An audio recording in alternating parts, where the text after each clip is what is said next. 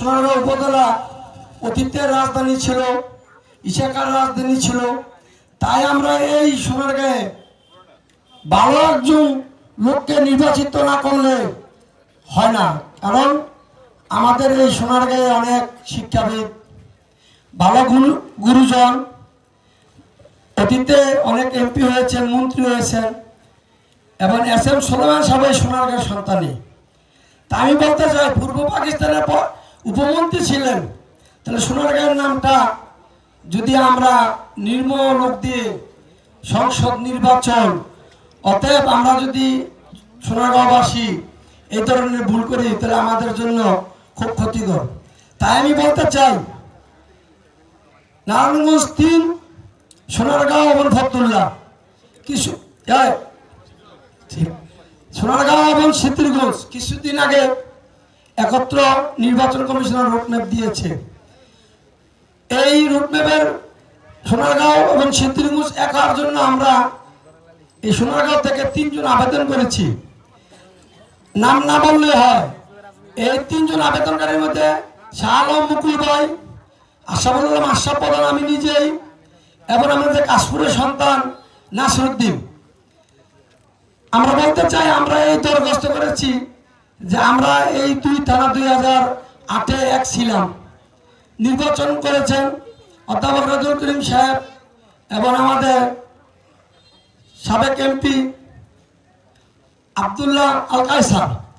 তাই আমরা বলতে চাই যে আমরা দরখাস্ত করতে আমরা মির্জাপুর হয়েছি, বেইমান হয়েছি, এবং আমাদের নামে অনেক কিছু বলেছে, আমরা কিছু বলিনি। কারণ হলো নির্বাচন একটি প্রক্রিয়া, নির্বাচন করতে হলে অনেক কিছু শুনতে হয় এবং মন্দচারী করতে হয়।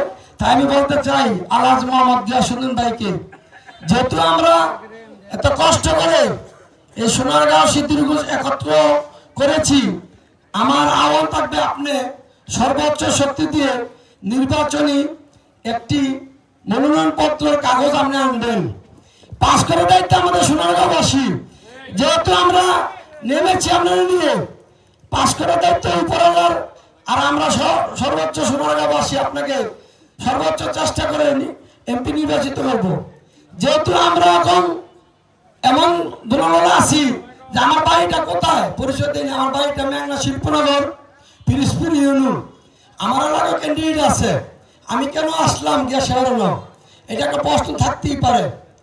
আমি আসছি উনির মেধা, রাজনীতির যে শিক্ষা আছে উনির কাছে, উনি যাকে যেটা বলে সেটা আমি মনে করি সবার জন্য খুব মঙ্গলজনক।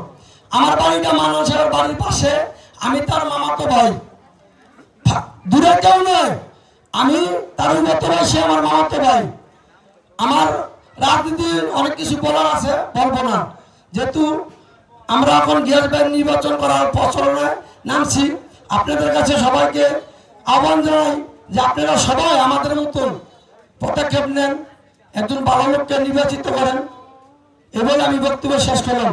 বাংলাদেশ জিন্দাবাদ, বাংলাদেশ যুবদল জিন্দাবাদ।